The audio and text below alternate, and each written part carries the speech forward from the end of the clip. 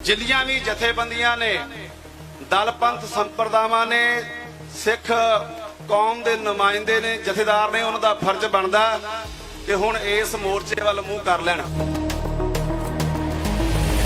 आपां हुण हक लैण दी गल करिए, इंसाफ मंग मंग के आपां नूं घसियारे बनाता इन्हां सरकारां ने ते आपां बन गए घसियारे। हुण घसियारे ना बणीए, हुण इन्हां नूं दसीए भी पंथ की आ ते पंथ दी ताकत की आ। जे पंथ मोती वर्गियां दे हंकार नूं भन सकदा, पंथ नादर वर्गियां नूं बदाली वर्गियां नूं मोड़ सकदा, ते दिल्ली दे हेठ अधीन काम करन वालियां सरकारां कुछ भी नहीं हैगियां।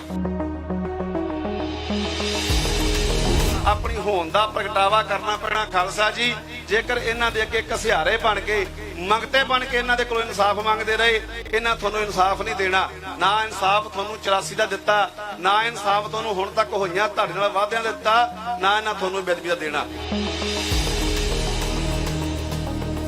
जुगो जुग अटल धन धन साहिब श्री गुरु ग्रंथ साहिब सच्चे पातशाह जी की पवित्र हजूरी में जुड़ बैठी संगत जी, गज वज के बुलाओ जी फतेह। वाहिगुरू जी का खालसा, वाहिगुरू जी की फतेह। बिल्कुल ये चीज हुण सानू स्पष्ट करनी पैनी है कि कोई भी सरकार बने, जिहड़ी भी हिंद हुकूमत की सोच अनुसार चलती है, उन्हें सानू इंसाफ नहीं देना। पर इस मोर्चे दे मतलब नूं समझिए, इस मोर्चे की अहमत नूं समझिए। जिन्नियां भी जथेबंदियां ने दल पंथ संप्रदावां ने सिख कौम के नुमाइंदे ने जथेदार ने, उन्हां दा फर्ज बनदा कि हुण इस मोर्चे वाल मूंह कर लैण। बहुत हो गया, बड़ियां सियासतां कर लियां बेअदबी दे उत्ते, बड़ियां ने सरकारां बना लियां, बड़ियां ने रोटियां सेक लियां।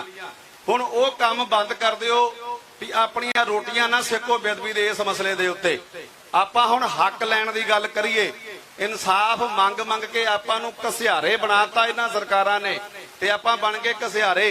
हुण घसियारे ना बणीए, हुण इन्हां नूं दसीए भी पंथ की आ ते पंथ दी ताकत की आ। पंथ की कर सकदा जे पंथ उन्हां बादलां नूं, उन्हां कांग्रसियां नूं ला के राज तो इन्हां झाड़ू वालियां नूं भा सकदा, ते पंथ इन्हां नूं भी लाउणा जाणदा। जे पंथ मोदी वर्गियां दे हंकार नूं भन सकदा, पंथ नादर वर्गियां नूं बदाली वर्गियां नूं मोड़ सकदा, ते दिल्ली दे हेठ अधीन काम करन वालियां सरकारां कुछ भी नहीं हैगियां।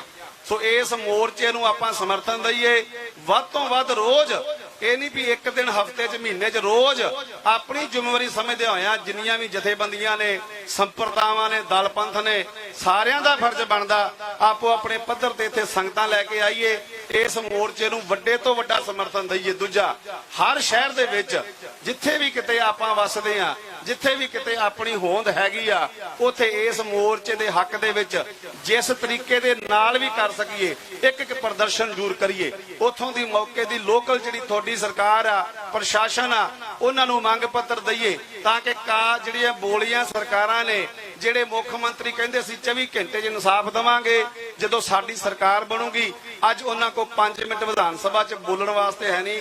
बेअदबी दे मुद्दे ते इन्हां नूं दसीए कि सिख पंथ जिउंदा, सिख पंथ जागदा, अपनी होंद दा प्रगटावा करना पैना खालसा जी। जेकर इन्हां दे अगे घसियारे बन के मंगते बन के इन्हां दे कोलों इंसाफ मंगदे रहे, इन्हां तुहानूं इंसाफ नहीं देना।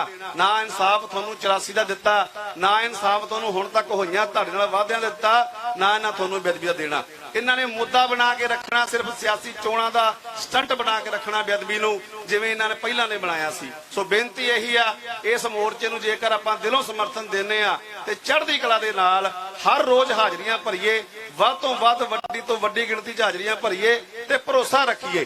पिछलियां गल्लां नूं ना चतारदे होए आपां भरोसा रख के तुरीए, क्योंकि भरोसा रखिया ही गल बननी आ। जे बेभरोसगी करी जावांगे ते फिर शायद सानूं कुछ प्राप्त ना होवे। सो मेरी बेनती इन्नी की आ, धन्नवाद आईयां होईयां समूह संगतां दा। अज बहुत मन नूं खुशी आ कि बड़े लंबे समय बाद सही पर वड्डी गिणती संगतां नूं इह सुचेत होईयां ने, संगतां नूं समझ आई आ कि असीं अपने गुरु दा इंसाफ लैणा। बेशक सानूं सरकारां ने इंसाफ नहीं देना, पर अपनी होंद, अपनी चढ़दी कला दा प्रतीक पंथ खालसा जिहड़ा ओह प्रगटावा करे। वाहिगुरू जी का खालसा, वाहिगुरू जी की फतेह।